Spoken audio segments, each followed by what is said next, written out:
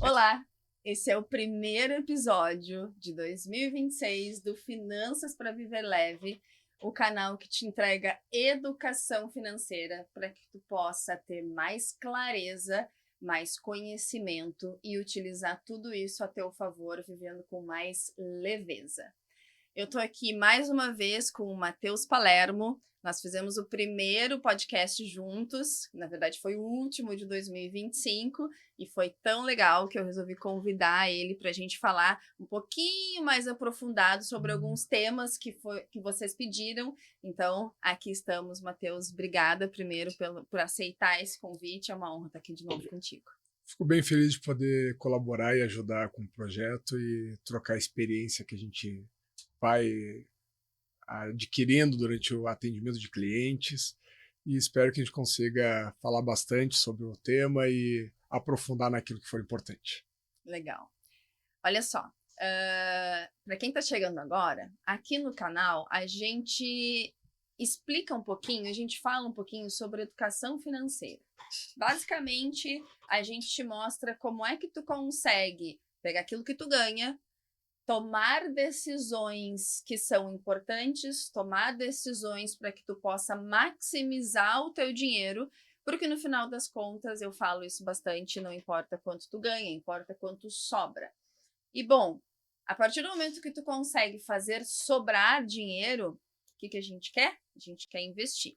Então, hoje o Matheus está aqui para explicar um pouquinho melhor para nós como é que tu pode investir melhor, tomar decisões melhores para que tu consiga elevar o teu patrimônio e este colchão te deixe mais seguro, te deixe mais tranquilo, mais leve, inclusive para que tu possa tomar boas decisões no futuro. Vamos lá. Primeiro de tudo, quais são os erros financeiros que quem ganha até R$20 mil comete? Eu acho que um ponto importante é a gente entender bem essa pirâmide que a gente está tratando. Quando a gente fala de até 20 mil, a gente tem muita gente aí, as realidades são muito diferentes. Tanto profissionalmente, quanto de fato na vida financeira pessoal dessas pessoas. Então vamos imaginar que a gente vai separar em dois grupos. Aquele pessoal da faixa dos 10 mil e dos 20 mil, para ficar mais fácil a gente entender quais são os erros e qual é a situação de cada um deles. Considerando que todos eles têm compromissos pessoais importantes, uma família para criar, coisa desse tipo, porque vai ser determinante.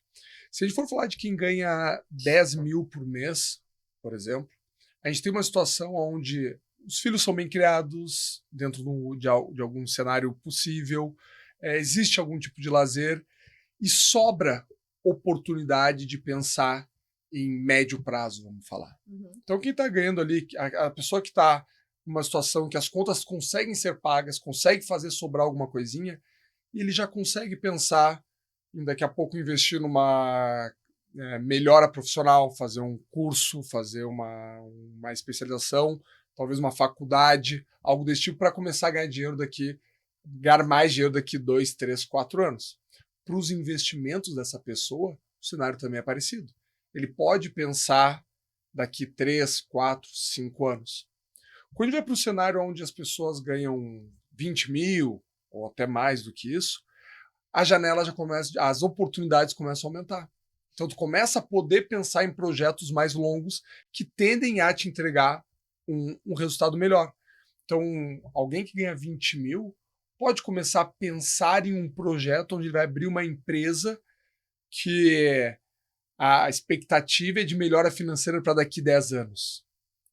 Quanto menos tu ganha, mais tu está preso à tua realidade momentânea. Uhum.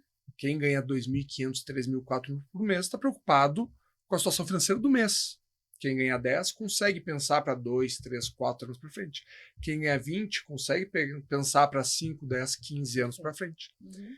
E geralmente o erro dessas pessoas é pensar com a cabeça que seria a cabeça de quem está no cenário à frente. Expliquei.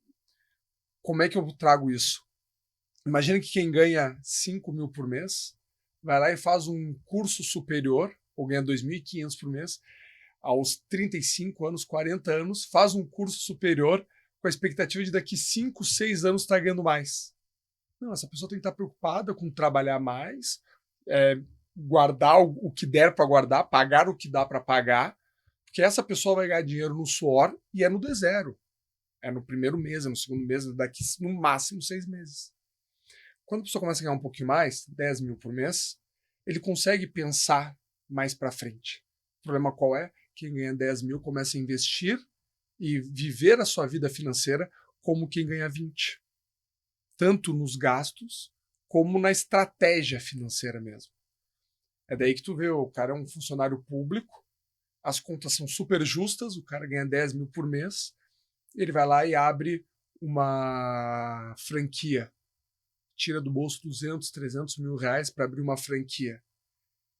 Isso vai se encaixar no fluxo de caixa que ele tem hoje? Provavelmente se encaixaria em quem ganha 20. Mas no caso dele, não. Então esse é o principal problema. E quem ganha 20 é manter um padrão de vida de 20 e mesmo assim querer abraçar outros projetos para ganhar mais daqui 10, 15, 20 anos.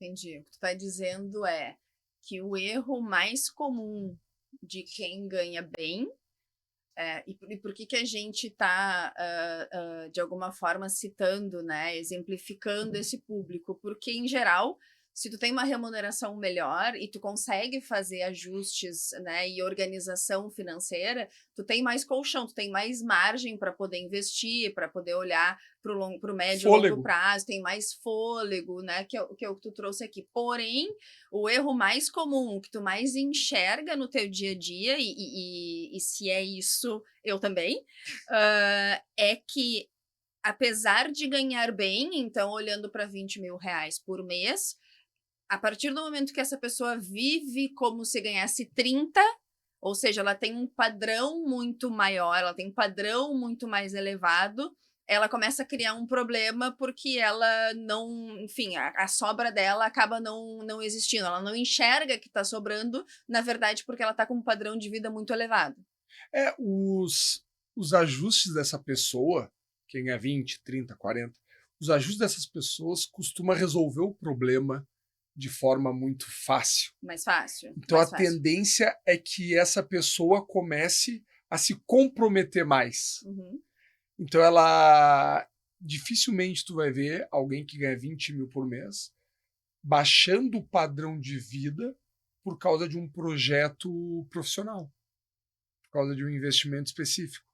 Então ele mantém aquele padrão de vida e ele vai tentar com crédito, ele vai tentar, porque ele tem muito crédito, essa pessoa costuma ter muita disponibilidade de dinheiro, vai começar a buscar opções para fazer os investimentos.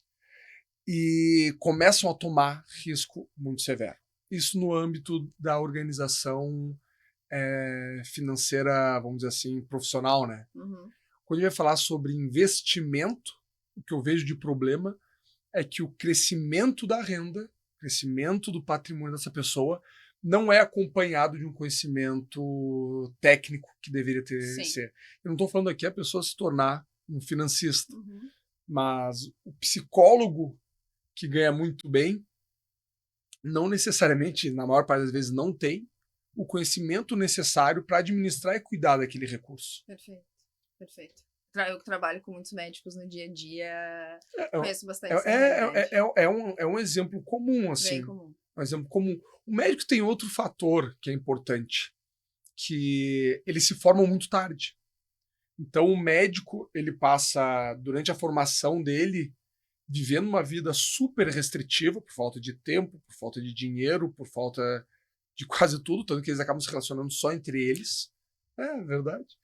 E quando termina essa fase, esse momento, daí soltou, abriu a porteira. Então e começa a entrar muito dinheiro.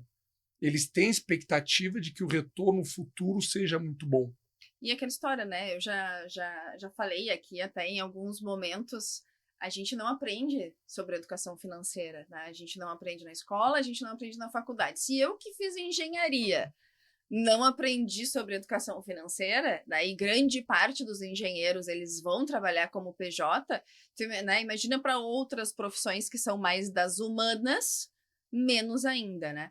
Mas tu sabe que eu consigo enxergar de uma maneira muito clara esse tema que tu trouxe agora sobre o padrão de vida que eu consigo manter apesar de eu ganhar bem, né? Eu acabo não tendo sobras porque eu tenho um padrão de vida mais elevado, e aí com isso enfim, né, não sobra o que no final das contas, o que a gente quer, né, que é a margem.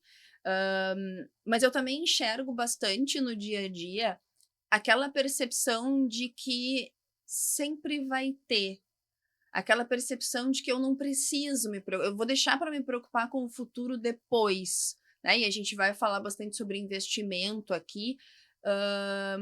O que me. Eu não. Eu estou te fazendo uma pergunta porque eu tenho base zero para falar, tá? Mas o que me dá a percepção de que as pessoas tendem a investir de maneira mais tardia do que deveria, talvez até com uma idade um pouco mais elevada, né? Às vezes porque tem algum incentivo de alguém da família ou de alguém próximo, ou às vezes porque se deu conta por uma necessidade.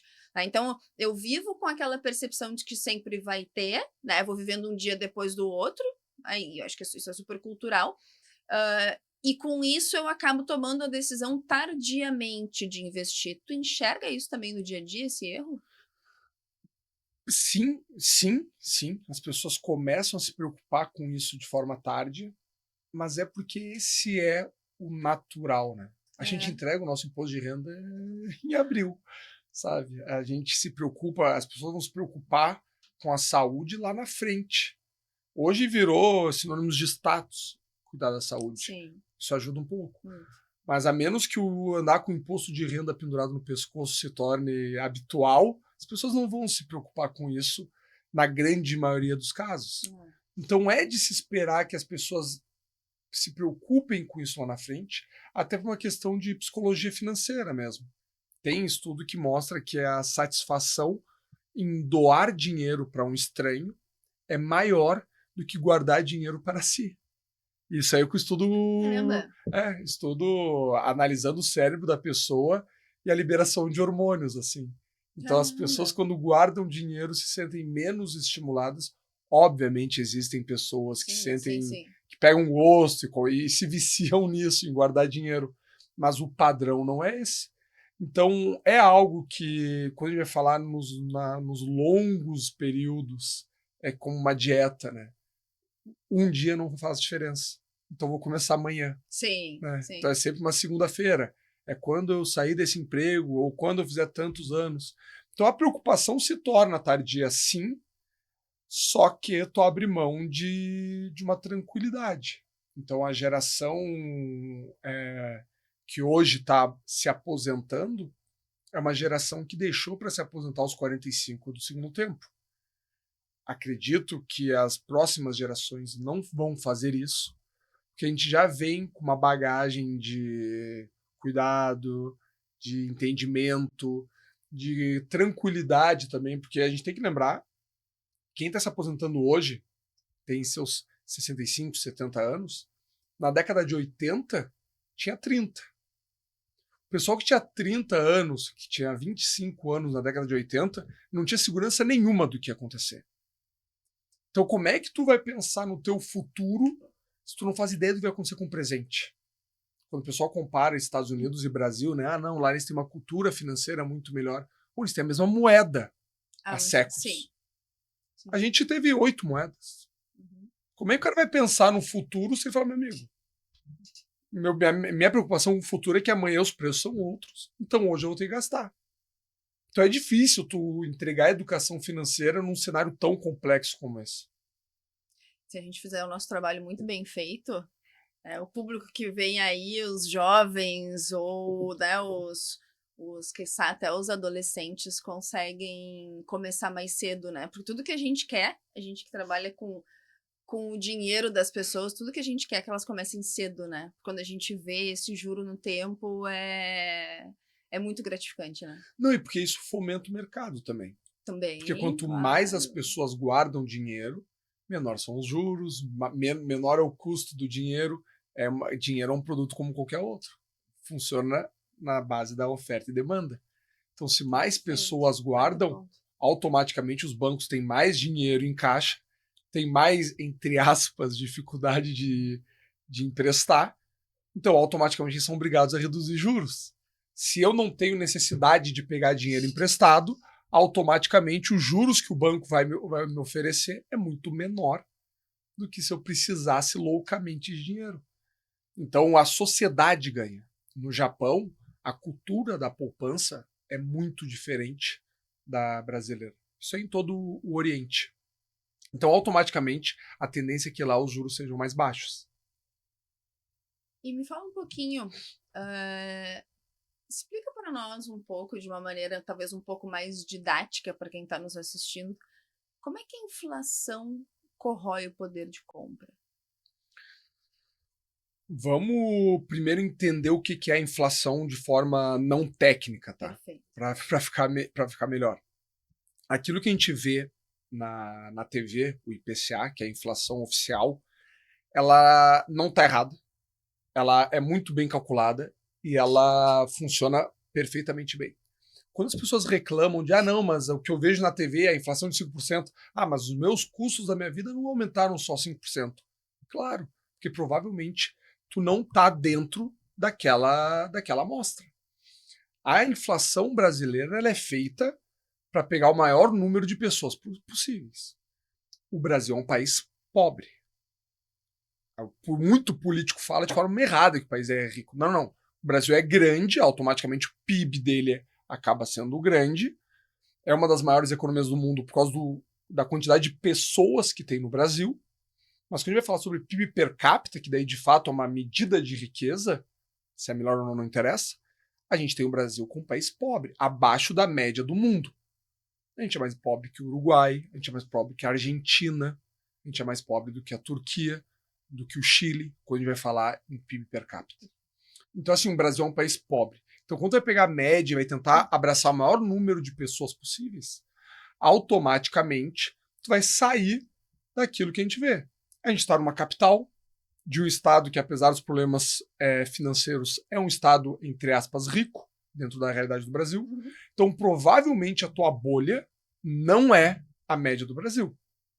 E o IPCA quer abraçar o maior número de pessoas possíveis. Então, o IPCA não vai dizer a tua vida. Quanto mais dinheiro tu tem, mais o teu IPCA, né, o teu índice próprio de inflação, vai estar relacionado aos teus hábitos e aos teus hobbies, provavelmente. Então, alguém que ganha, voltando para os 20 mil por mês, alguém ganha 20 mil por mês e faz uma viagem internacional por ano, vai gastar 20, 25, 30 mil reais nessa viagem internacional. Então, a gente está falando aí de quase 10%. Então, o índice dessa pessoa arranca de 10% em viagem internacional. Essa pessoa gosta muito de carro, então o hobby dessa pessoa é carro. Se tu troca de carro a cada ano, a cada 2 anos, tu tá deixando aí 20, 40 mil por ano a cada 2 anos. Então, de novo, o teu índice de inflação próprio tá muito mais preso a isso, a como tu gasta o dinheiro. Porque o filé com fritas que tu come com 20 mil é o mesmo filé com fritas de quem ganha 5. O Cavanhas é o mesmo para os dois. Então, tu tem essa questão dos hábitos. E o que isso precisa me alertar? Se a tua inflação é diferente do IPCA, ela pode ser para melhor ou para pior. A gente tem uma história recente que foi a inflação dolarizada, o IGPM, né, que é o que chega mais perto dessa nossa inflação, ele ser maior do que o IPCA numa história recente. Então, tu sabe que eu tenho uma aplicação, a minha carteira, o meu dinheiro rende a inflação mais 5% ao ano. Eu guardo 5% e reinvisto a inflação para garantir o poder de compra. Isso pode ou não dar certo lá na frente. Tu tá se protegendo de alguma forma. Mas se a tua inflação é maior do que o IPCA, a tendência é que lá na frente falte dinheiro. Se a tua inflação é menor do que a do IPCA, a tendência é que sobre dinheiro lá na frente. É possível a inflação de uma pessoa ser menor do que o IPCA? Sim, é. É. Se o real começa a ficar forte, se o brasileiro começa a ficar mais rico em relação ao resto do mundo, a tendência é que os carros se tornem mais baratos, que a tua viagem internacional custe menos e automaticamente a tendência é que teu índice de inflação se torne menor do que o índice de inflação oficial. Ou até se tu conseguiu tomar decisões no teu custo de vida que naquele período te permitiu gastar menos ou a mesma coisa do que tu gastava. Então, se o IPCA foi, sei lá, 5% nesse ano e o teu custo de vida não aumentou 5%, ele eventualmente diminuiu 5%. Tu conseguiu fazer um spread através de decisões financeiras. De alguma forma, tu conseguiu diminuir a tua inflação frente à decisão, né? Nesse caso, tu tá te organizando Equilibrando para ter uma margem, né? Aham. Para ter uma gordura, vamos dizer assim. Esse é o cenário ideal. O cenário ideal é tu ter cautela. É tu falar, poxa, eu não sei se a minha inflação vai ser maior. Então eu vou, ao invés desse IPCA mais 5, eu gastar 5, eu vou gastar 4. Seria isso. Isso mesmo. Quando a gente vai fazer essa avaliação de como a gente vai se organizar, a gente está preso ao que nos é oferecido no mercado. E essa é uma diferença grande entre o consultor e o assessor de investimento. O consultor de investimento está muito mais focado em olhar o cliente, em olhar o que ele precisa, qual é a demanda dele, e o assessor de investimento está muito mais focado no produto, olhando o produto, olhando o que tem de disponibilidade no mercado. Uhum. Por isso a conversa entre esses dois é importante, ou se não houverem dois, que pelo menos essa pessoa que está atendendo converse dentro dos dois cenários. Por quê? Quando a gente vai ver na prática, a gente não tem muitos produtos dólar mais alguma coisa, IGPM mais alguma coisa, um índice diferente do que seja o IPCA mais alguma coisa. Uhum. E não tem saída para isso. Não tem o que fazer. E daí, muitas vezes, é isso. O consultor queria entregar para o cliente uma solução mais assertiva, né? Que ele pudesse falar, não, tu tem um gasto dolarizado muito importante, então vou pegar parte da tua carteira e vamos colocar em dólar mais alguma coisa. E tu vai esbarrar daqui a pouco no mercado que não tem liquidez que esse cara precisa. De falar, olha, gaste menos, ache uma forma de criar uma margem e depois lá na frente a gente ajusta se for o caso, porque eu não tenho esse produto. A gente vai ter que procurar outros recursos. Ou não tenho quantidade suficiente desse produto dentro da tua demanda. Então, tu tem que entender, é como ir para uma guerra. Quais são as armas que eu tenho e quais vão me atender?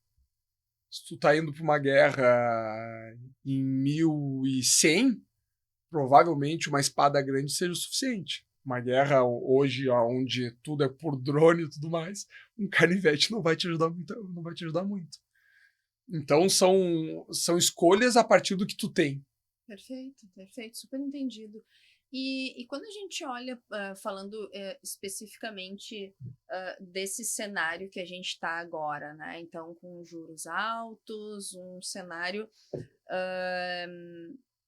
que ele é relativamente favorável para quem tem dinheiro. Né? Esse momento que nós estamos vivendo, talvez ele é o melhor cenário para quem não tem dívida e para quem tem dinheiro guardado, né?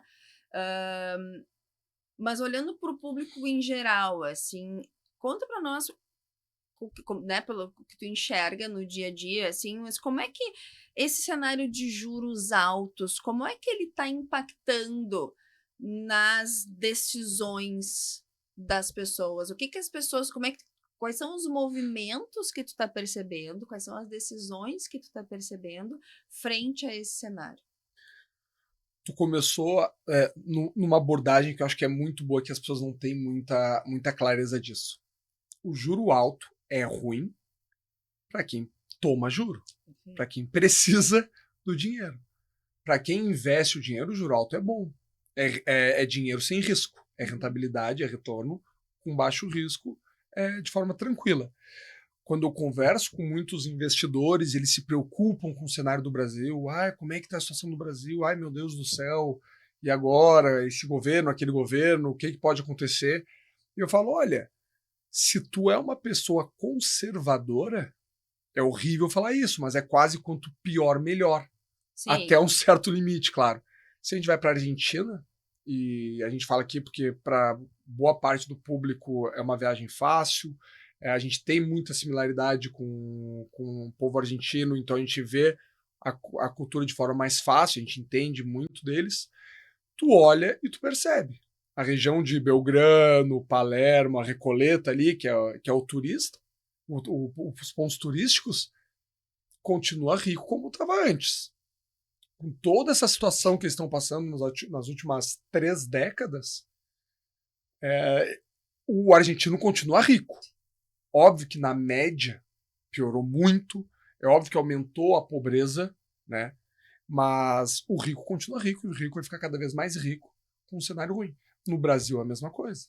Então o juro alto, como tu falou, é muito bom para quem quer ganhar dinheiro sentado no sofá. E para o resto da população, como é que o pessoal fica, né?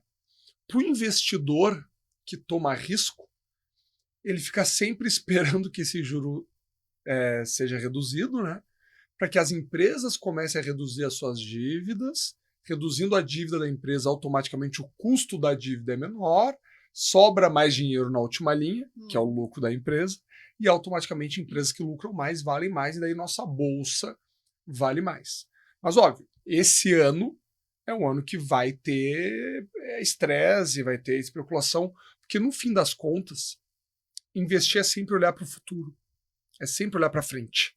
Se investir é sempre olhar para frente e tentar atribuir um preço para isso, é como comprar um jogador de futebol.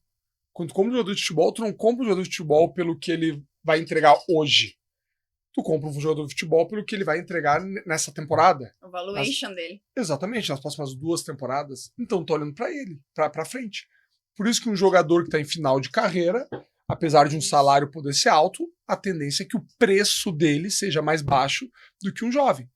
Ele tem mais futuro, então automaticamente tudo aquilo que está lá para frente, tu vai trazer a valor presente. Então todos esses lucros que esse jogador jovem vai me entregar, eu vou trazer para hoje.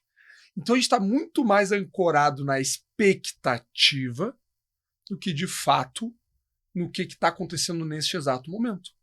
É por isso que muitas vezes as pessoas dizem, nossa, mas caiu o juro e a bolsa caiu junto, não era para o juro cair e a bolsa subir? Daí vai ter uma história. Qual é a história disso? Esquece a fotografia e olha a história. Ah, não, é que o discurso é que o juro foi reduzido de forma artificial, não deveria. Isso vai refletir nos próximos 2, 3, 4, 5, 6 anos. Então, muito tem dessa história. E um erro do investidor é olhar para os últimos 10 anos e achar que eles vão se repetir pelos próximos 10 anos. O que eu quero dizer com isso? Por mais que a gente fale aquela retorno passado não é garantia de retorno futuro, as pessoas seguem imitando, porque no fim da história, o que eles fazem é pensar, o retorno que eu tive no ano passado não é garantia do retorno que eu vou ter no ano que vem. Então, se eu ganhei 15, pode ser que eu ganhei 12. Não. Não é nem que não é garantia, é muito mais do que isso. Talvez não tenha nem correlação. Talvez não tenha relação alguma. Seja simplesmente caiu 3 coroas. Eu vou jogar o dado e a probabilidade voltou a ser 50%. Não interessa o que aconteceu. Óbvio que a gente tem cenário. E daí, na história e não na fotografia, a gente olha o cenário e, pô, esse elástico aqui parece estar bem esticado. Ele pode esticar mais? Pode. É que nem o balão que vai enchendo para estourar, né? Que o pessoal tá segurando. Ah, vai estourar em algum momento. Vai. Quando vai ser? Não sei. Tá aqui agora. Então a gente tem um juro muito alto, que a gente olha e todos os indicativos apontam para tá muito esticado. Tem que voltar. Como vai acontecer? Quando vai acontecer? Isso vai ditar muito mais os preços do que propriamente simplesmente o juro caiu. Porque é expectativa. Então a gente cai nessa temática. Então, dito tudo isso, aonde eu vejo o erro mais frequente que agora, e eu venho cantando essa pedra, e agora de novo, o investidor pessoa física, com conhecimento um pouco menor e estimulado pelos bancos, pelas plataformas, pelas corretoras, na sua apresentação, eles olham o rendimento dos últimos 12 meses e comparam com o rendimento futuro. O que eu quero dizer com isso? Eu vou lá e vou escolher, o investidor sozinho vai escolher um investimento. Ele bota lá, escolhe, eu quero um investimento que seja de renda fixa. Então ele vai lá e escolhe os fundos. E aparece a lista de fundos de renda fixa. E ele olha para ver quem é que mais rendeu nos últimos 12 meses. E esse é o filtro, essa é a ordem que ele decide pedir para a plataforma. E ele vai escolher a partir disso. E ele vai comparar esse retorno dos últimos 12 meses com as opções que ele tem no mercado. Daí ele vai olhar a renda fixa, os CDBs, os produtos que pré-fixam para ele uma taxa para frente. Ele vai comparar o que aconteceu no ano passado com a renda fixa que estão me oferecendo para o próximo ano.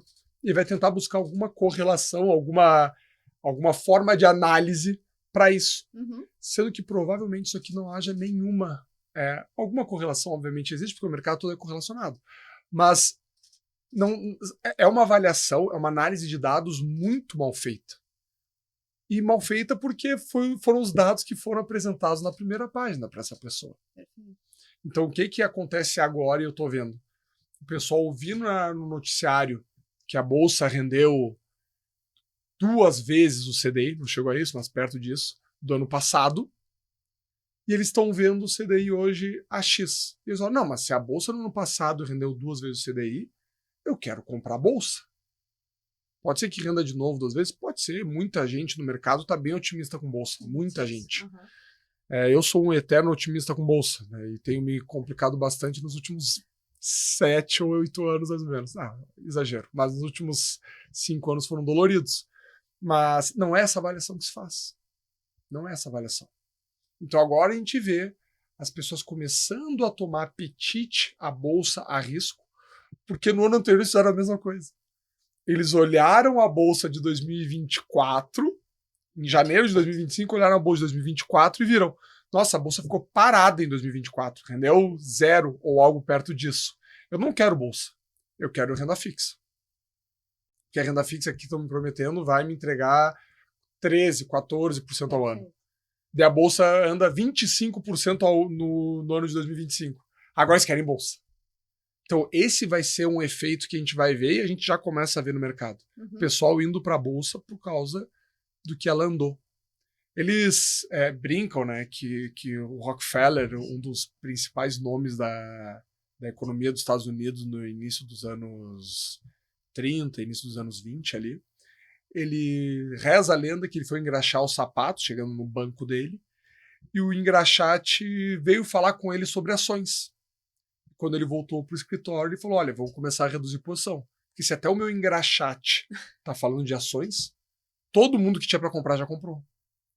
Então a pessoa física costuma ser o último a entrar.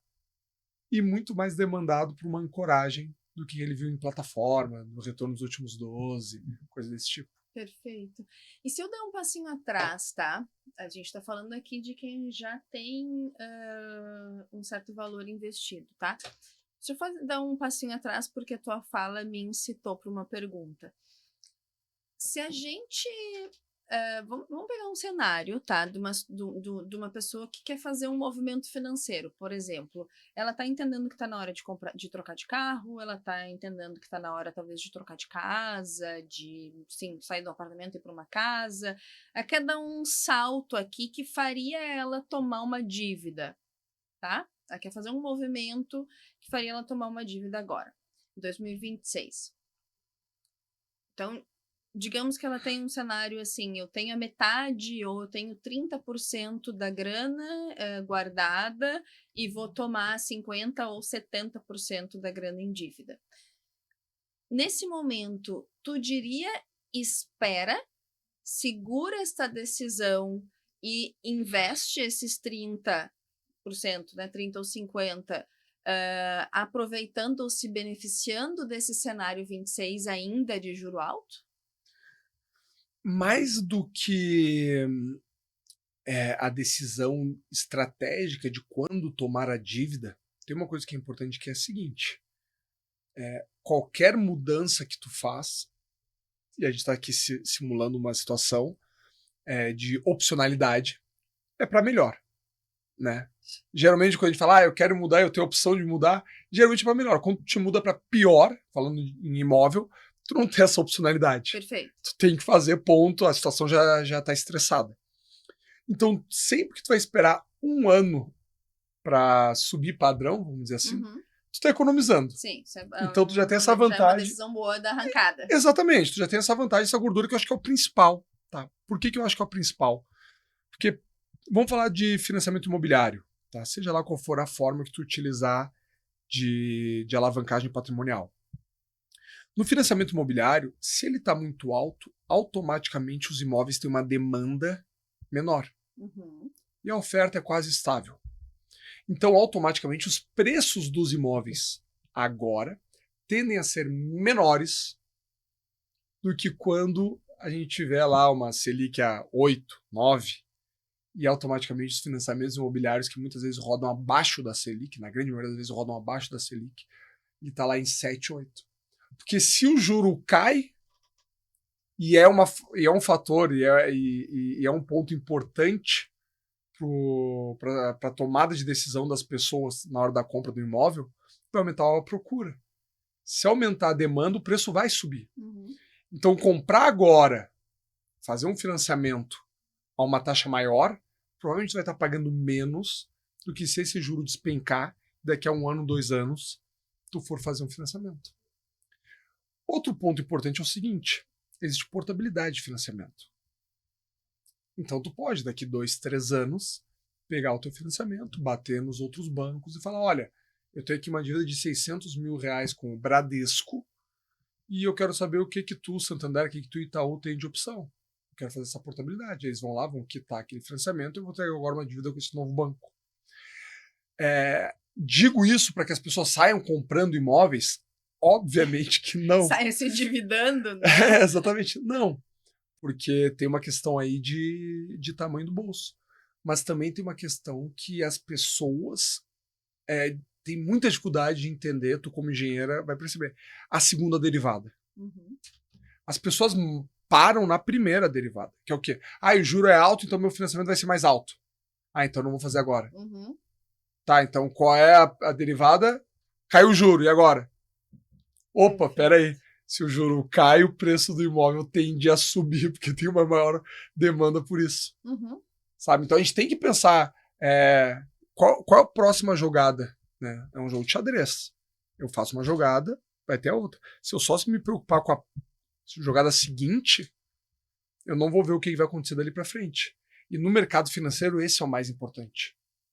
É por isso que a gente olha tão pouco para o retorno dos últimos 12, dos últimos 24.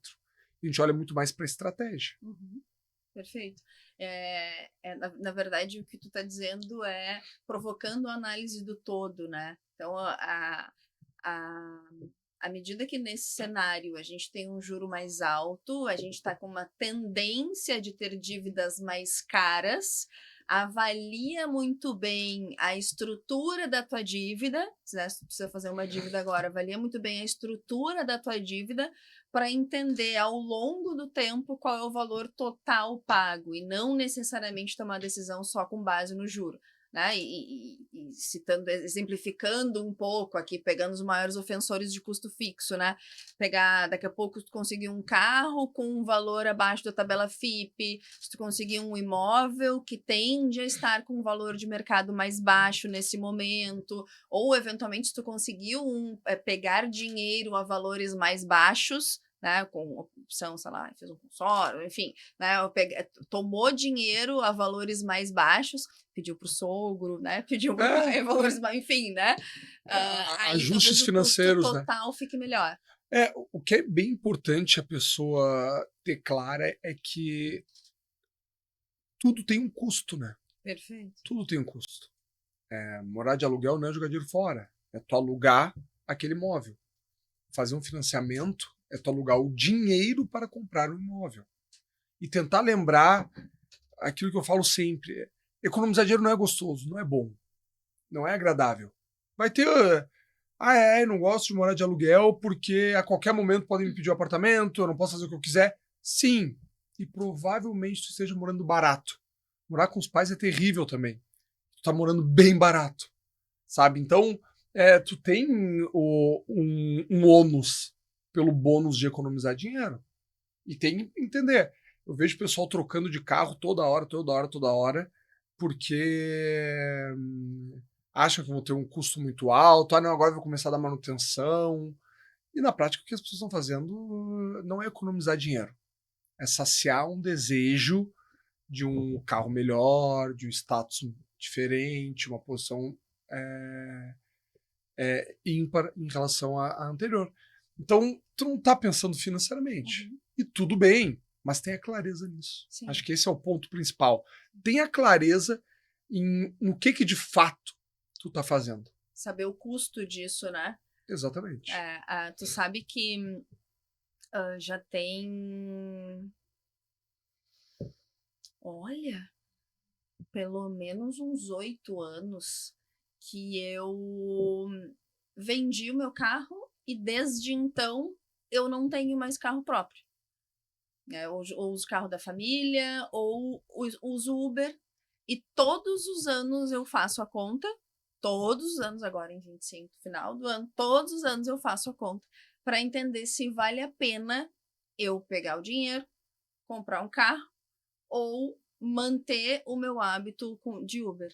E eu chego a gastar em média, assim, eu chego a bater meu custo, ele fica em 55% de Uber, meu custo anual de transporte. 55% do meu custo, se eu comprasse um carro, é o que eu tenho de Uber. Então, obviamente, muitas vezes não é tão prático, não é tão simples, principalmente quando tá chovendo, quando eu tenho que ir com as minhas filhas. Às vezes tem que carregar sacola, às vezes e a tem dor que... de pagar, né? Porque a dor de comprar um carro, ela acaba sendo diluída no conforto e na satisfação de tu estar pegando um brinquedo novo. Perfeito. E no Uber não, né? No Uber ali, putz, a corrida tá dando R$88. Exatamente. Que inferno. Sim, meu amigo, já pagou R$120 mil quando tirou o carro lá da aí loja. tá tudo bem, né? E daí Ou tá tudo quando bem. tu faz ali para abastecer até R$500 para abastecer, tá tudo, né? Não é que... Então, quando eu coloco o custo anual, esse custo não chega a 60%. Obviamente, se eu pegasse o dinheiro, deixasse de... Né? Ele deixa de render, eu aloco todos os custos que isso impacta, né? O estacionamento, enfim, né? O pedágio, o que for, né? Mas, obviamente, tem uma dor que ela tá ligada no conforto, mas eu diria até que mais, ela tá ligada no hábito, no costume, sabe? E muitas pessoas me perguntam assim, como assim, tu não tem carro? As minhas filhas já me perguntaram isso muitas vezes. Mamãe, tu não tem carro? Eu digo, não, a mamãe opta por andar de Uber. E tá tudo bem. As pessoas... Eu já fiz esse cálculo, tá? E tem a variação é muito grande, então a gente tem que trazer algo aproximado, mas cabe o pensamento sobre. Quando eu fiz o cálculo, a pessoa tinha que rodar mais do que 18 quilômetros por dia dentro do cenário que eu tinha naquele momento, para que valesse a pena tu comprar um carro. Óbvio que quanto mais caro for esse carro, automaticamente mais tem que rodar, porque automaticamente o IPVA é mais caro, mais dinheiro parado, teu seguro é mais caro e assim por diante. Então tinha essa conta. E quando a gente vai parar para ver na prática mesmo, poucas são as pessoas que rodam mais do que 20 quilômetros por dia. Então aí é algo importante. Outro ponto muito importante é que as pessoas, quando vão fazer conta, elas não são honestas na conta. Elas trocam de carro quando eles vão fazer uma manutenção, porque eles pensam, não, mas vou gastar R$5.000 numa coisa para trocar os pneus que não vai me devolver nada, é jogar dinheiro fora.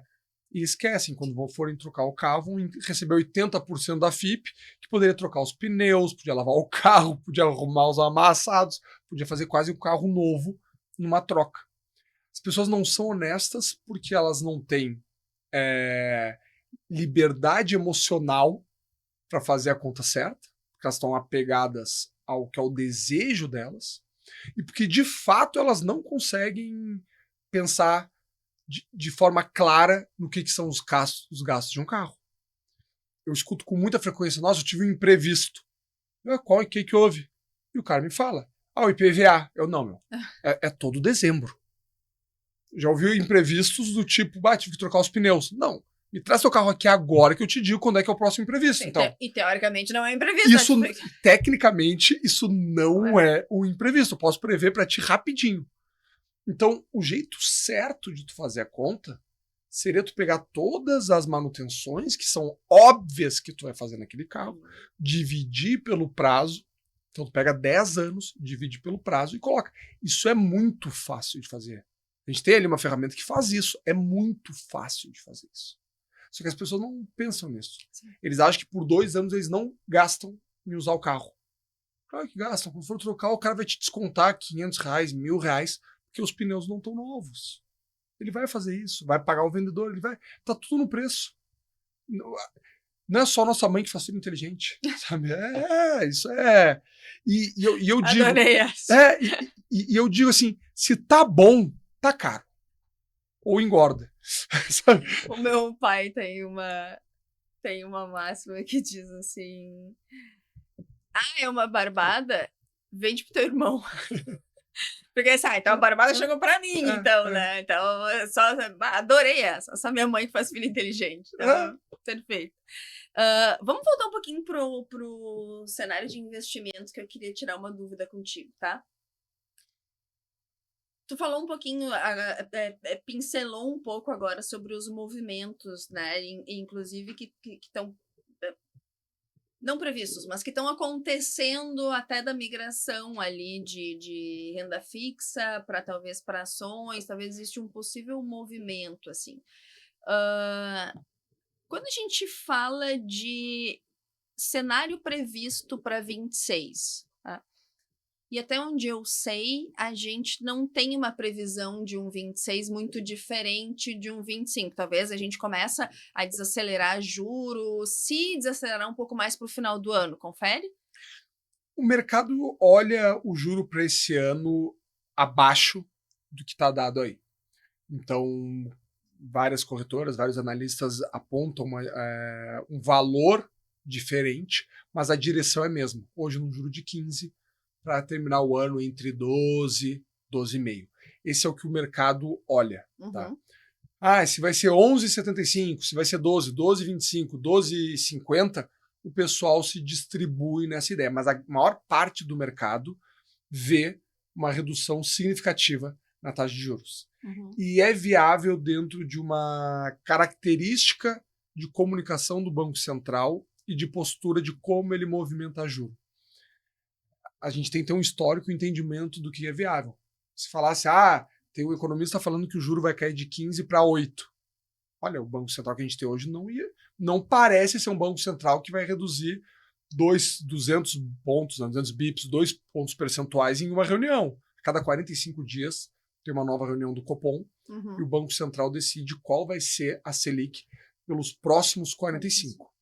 Então, o mercado sinaliza, e pelas comunicações do Banco Central, que agora a reunião de janeiro se mantém em 15%, e em março começa uma redução.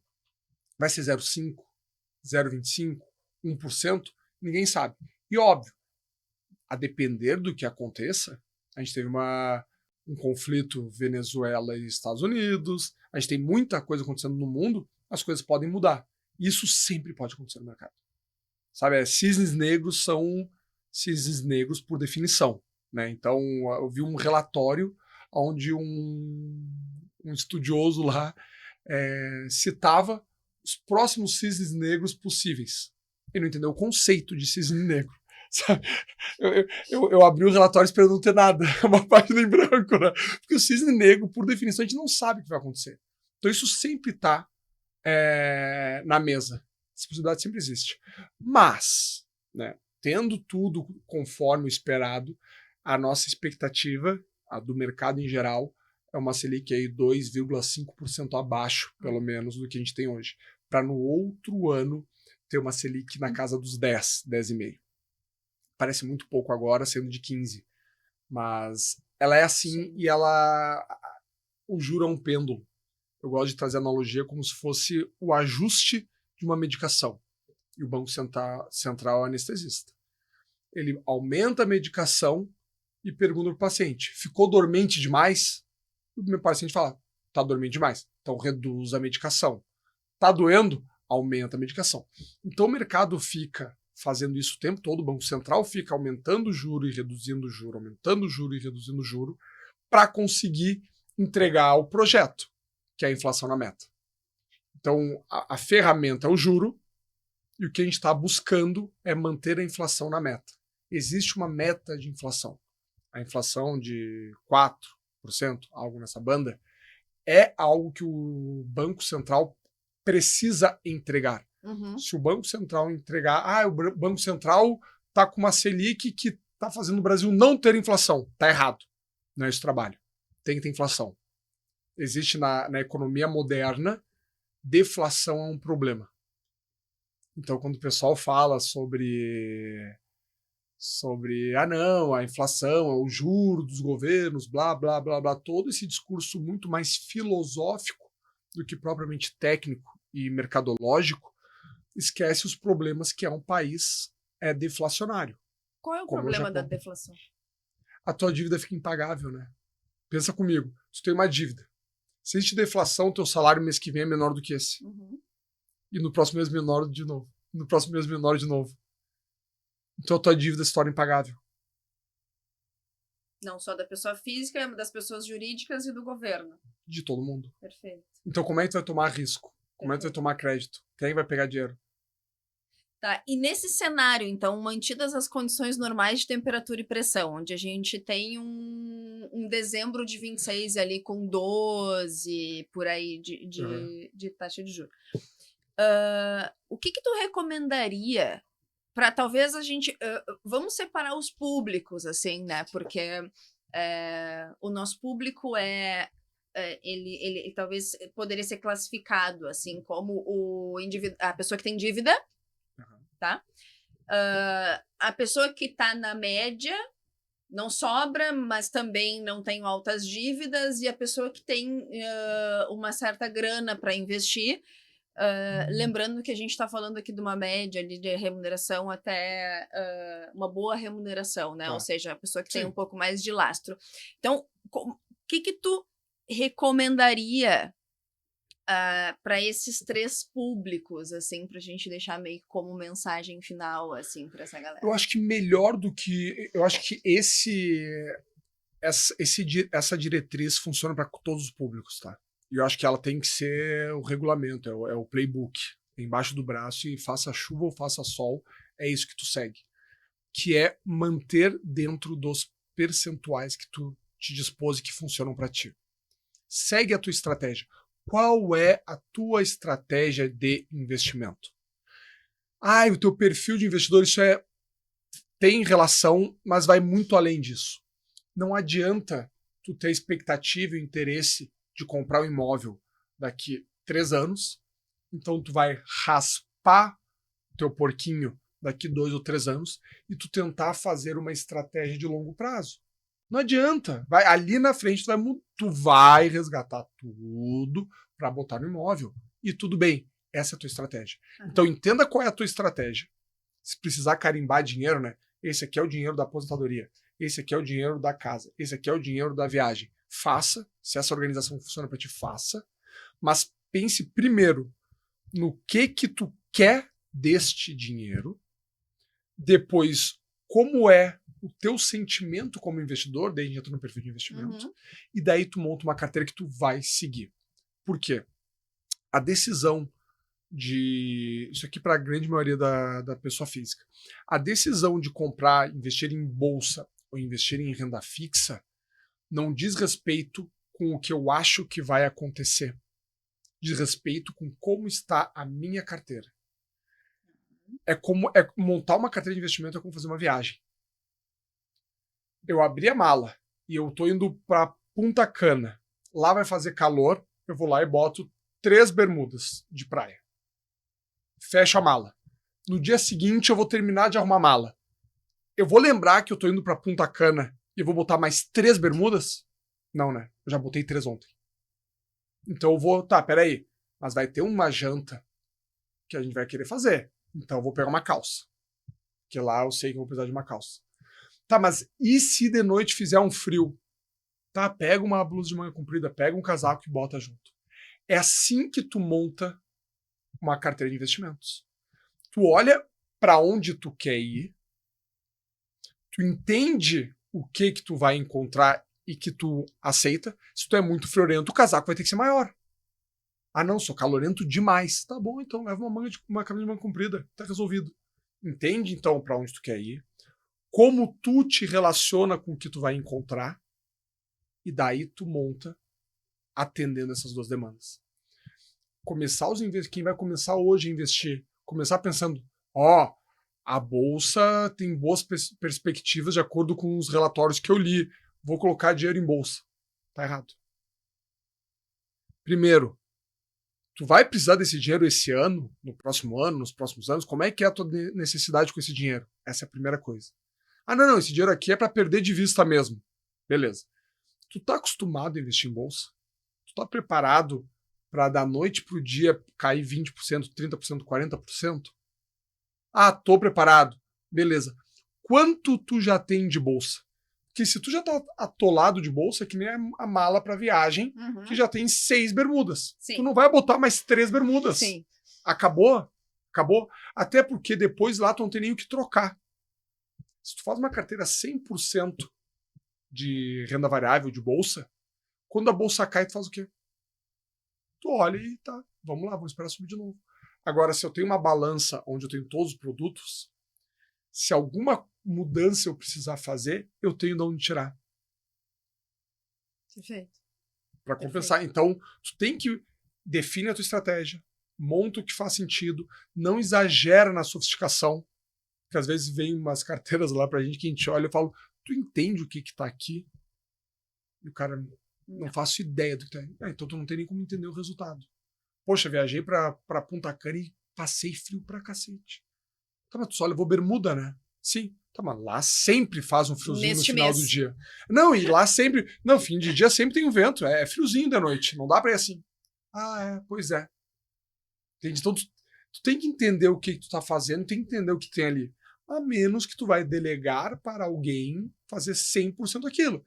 Que daí tu tá viajando com teus pais, que fizeram tua mala. Sabe, meu filho pode viajar assim, ele não precisa se preocupar com a roupa, porque eu me preocupo por ele. Perfeito. Deixa eu aproveitar fazer uma pergunta meio capciosa.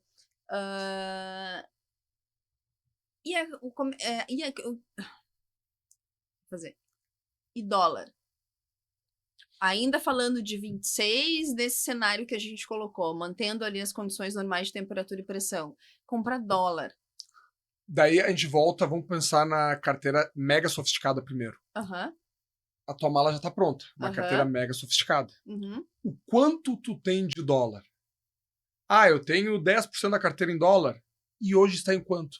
Ah, tá em 11. Se a tua estratégia é ter 10, tem que vender. Ah, eu tenho 9, então tem que comprar. Ponto. A tua função numa carteira super sofisticada e toda equilibrada já é só repor o que está faltando. Abriu a mala e falou, eu acho que eu tinha pego 3 bermudas, aqui tem 2. Então vai lá, busca mais uma bermuda e repõe. É só isso, é só reequilibrar. Porque a matemática vai te ajudar a ganhar dinheiro. Como assim? Se o dólar desvaloriza e ele é 10% da minha carteira e ele desvalorizou, ele vai virar 9. O que valorizou? A bolsa? Então eu vou vender bolsa. Eu vou vender bolsa cara para comprar dólar barato. E vou repor isso. Então é a matemática que vai fazer eu ganhar dinheiro. Se a carteira está bem equilibrada, se eu não fico mudando ela o tempo inteiro, se eu estou acostumado com aquela volatilidade da carteira, não fico olhando R$300 a mais, R$300 a menos todo dia, eu não abro... E pedindo para mudar, para o assessor mudar. Isso. Isso aqui não está funcionando bem. Ah, não usei guarda-chuva ontem, porque fez um solaço, só usei protetor, vem os guarda-chuva e compra mais protetor. Não, tu tem que ter um pouco disso na tua mala. Então a tua função, numa carteira sofisticada, é reequilibrar ela. Ponto. Ah, Matheus, mas a minha carteira não é tão sofisticada assim. Eu não tenho dólar. Então tu vai começar a montar essa posição aos poucos. Esse ano eu vou pegar e vou botar 1%. Se eu não tenho dólar, automaticamente outras coisas estão sobrealocadas. Aham. Quem vai reduzir? Vamos reduzir de tudo? Vamos reduzir de uma que, putz, estou vendo aqui, eu estou com 85% em Bolsa Brasil. Não é o que eu quero. Tá, então vamos reduzindo. Todo mês vende um pouquinho de bolsa e compra um pouquinho de dólar. Vende um pouquinho de bolsa e compra um pouquinho de dólar. Tu vai fazendo o preço médio, tu vai fazendo o reequilíbrio, porque fazer tudo de uma vez corre o risco de tu pegar um ponto muito ruim e isso demorar muito para se diluir. Então vai fazendo aos poucos. Nossa meta é daqui 5 anos ter 10%. Então eu tenho 2% ao ano. Todo ano eu vou comprar 2%. Todo ano eu vou comprar 2%. Todo ano. E se o dólar disparar, daí vai virar 10, eu não vou fazer mais nada. Eu vou parar. Matheus, mas eu nem tenho uma carteira. Eu tenho 20 mil reais para começar a investir. Daí eu acho que tem um problema de sofisticar demais uma carteira, aonde tu, na verdade, ainda não cumpriu os pré-requisitos. Tu ainda não tem entendimento de mercado, tu ainda não tem volume financeiro para conseguir fazer uma diversificação, que daí tu vai pegar um produto que o mínimo de aporte é 5 mil, então 25% da tua carteira está aqui e o resto virou uma baguncinha, sabe? Então, fazer essa organização com muito pouco, porque assim, tem mais um fator que é importante, que é o seguinte: dólar é uma proteção. Dólar é como se fosse um seguro. Seguros não são de graça. Se tudo continuar como esperado, assim como no seguro do carro, se tudo acontecer como esperado, tu vai ter gasto o dinheiro e não vai ter usado. Se tudo continuar como esperado, ter dinheiro em dólar vai te trazer um retorno pior do que ter dinheiro em Selic, por exemplo. Matheus, mas se eu pegar a janela de agosto de 21 até outubro de 23, daí tu vai fazer janela picking, né? Tu vai escolher as janelas que tu quer que vai. Assim, na regra, o que é? Existe um prêmio, tu é beneficiado por estar com dinheiro no Brasil. Porque se tu não for, tu manda tudo para os Estados Unidos. Esse é o prêmio de risco que a gente está falando. Então, automaticamente, se tem um prêmio de risco em ter investimento no Brasil, automaticamente o teu investimento que está fora do Brasil em outras economias que não são emergentes, né, economias estáveis, está te rendendo menos. Se o risco não aconteceu, aqui tu vai ganhar mais. Ponto. Estou falando para não ter dólar, estou falando que o dólar já é algo para alguém que tem uma sofisticação na carteira, que geralmente não acontece com 20, 25, 30, 100 mil reais. Porque essa pessoa precisa, de fato, ganhar dinheiro além de proteger. Imagina alguém que tem 10 milhões de reais. Esse cara quer ganhar da inflação e sobrar uma brechinha. Quer ganhar da inflação e sobrar uma brechinha. 10 milhões, 20 milhões, 100 milhões. O investidor de 100 milhões está muito mais preocupado em ganhar dinheiro no cenário tributário do que propriamente nos investimentos. Ali, a maior parte das vezes, o que ele busca é um cenário onde preserve o patrimônio dele. Então, esse cara não pega só dólar, ele também tem euro, ele também tem ouro, tem várias coisas, porque eu preciso começar a me proteger dos eventos de cauda, que é esse aqui que vai me trazer problema. Porque o resto do cenário, as coisas até podem não dar bem, eu tenho dinheiro suficiente para as coisas não darem bem. Agora, o outro cara que tem 50 mil reais, 100 mil reais, e está investindo para a aposentadoria dele, se ele deixar dinheiro em cima da mesa, e muito dinheiro em cima da mesa, vai faltar lá na frente. A qualidade de vida dele está faltando. Vamos aproveitar como despedida e vamos deixar um presente, vou deixar uma dica aqui. Uma galera me pergunta, é quase pergunta pronta, assim, quase meme, que é: eu tenho, vamos usar o teu número, tá? Eu tenho 20 mil reais e não investi, não comecei ainda. O que eu faço com esses 20 mil? Se tu tem interesse em, de fato, começar a fazer sozinho e aprender, tu pega pelo menos 10, 15 mil e coloca numa reserva de emergência, que tu vai precisar disso, tá? Até para proteger os outros 5 mil, 10 mil, e daí nesses 5 mil, 10 mil, tu vai criando uma carteira, começando com coisas simples e fáceis, E à medida que for passando, tu vai melhorando e sofisticando essa carteira. Começa com poucas coisas e fáceis. Porque nesse momento, com 20 mil reais, a tua preocupação é, proteger alguma coisa que a tua pessoa física precise. E 2, tu conseguir, de fato, aprender. O retorno para esses 20 mil não vão ser relevantes na tua jornada final. Quando tu olhar lá no final, pouco importa o que tu fez com 20 mil. Importa o que tu fez com 2 milhões, que são os teus últimos anos lá. Então garante que esses 20 mil sirvam para tu te proteger e para tu aprender. Então pega uma renda fixa, começa a entender o que é um CDB, LC, LCA, essas letrinhas, que na verdade só são produtos. Então entende como é que se monta alguma coisa. Eu vou montar uma carteira de investimentos em ações mega sofisticadas. Não. Compra uma ação, 2 ações. Começa a entender o que é uma ação. Começa a entender como é que funciona a volatilidade. Vê como é que tu reage. Acaba aquela euforia de olhar todo dia. E começa a passar os primeiros passos. Porque nesse momento que tu precisa te proteger, começar a entender o mínimo possível. Matheus, mas eu não tenho tempo para isso. Então delega para alguém e deixa lá mais para frente o teu entendimento, que eu particularmente não acho bom. Eu sou uma pessoa curiosa e eu gosto de saber o que eu estou fazendo, eu gosto de entender as coisas, por curiosidade pessoal. Então, quando eu vou num nutricionista, num educador físico, eu pergunto por que esse exercício? Por que essa comida e não aquela? Qual é a função biológica disso? Como é que meu corpo reage? Os investimentos, para mim, sempre funcionam igual. Por que eu vou comprar Itaú e Banco do Brasil, ao invés de comprar só Itaú? Não, porque a gente quer exposição ao setor bancário, mas a gente não quer concentrar em um só banco. E a gente não vai fazer isso por Banco do Brasil, porque é uma estatal. Então, eu vou pegar uma estatal e também o Itaú. Estatal aqui tende a ser mais barato, Itaú tende a ser mais caro, ser um produto mais premium. Então, vamos pegar esses 2. Por que não XP? Porque a gente já tem uma correlação boa entre Itaú e XP. Estou inventando aqui qualquer coisa para explicar. Beleza, tenho uma tese. Comecei a aprender. Agora eu vou ver como é que isso vai acontecer. Testa a hipótese. Isso, começa a entender. Se for perder, perde um pouquinho, não perde muito. Descobre o quanto tu tá perdendo. Não, até pode deixar perder bastante. Às vezes até para aprendizado mesmo. Caiu 10%, vou vender. Não, vou deixar aí para ver. Será que vai até 20? Será que vai até 30? Então tu vai buscando entendimento que todo investimento tem um racional por trás. Sempre tem um racional por trás. Quando um gestor vai investir, ele tem um racional. Tu tem que começar a ter isso na tua carteira. É um plano de viagem. Sabe? Tu tem um planejamento, tu tem um racional. Por que eu vou sair de manhã? Por que eu vou sair de tarde? Por que eu vou colocar o jantar no restaurante X no dia Y?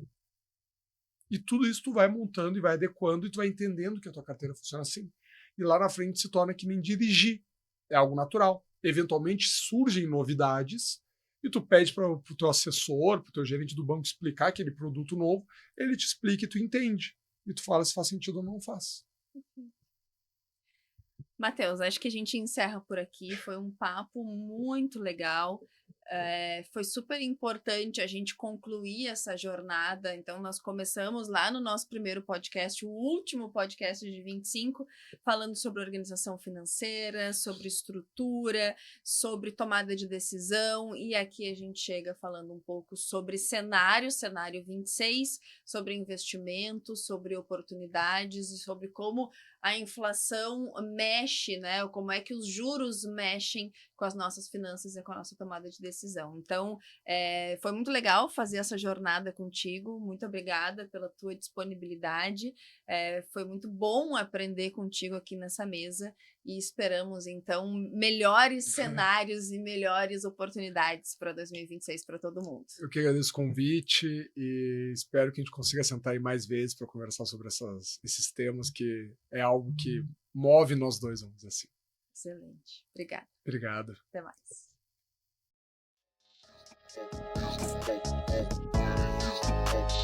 Okay.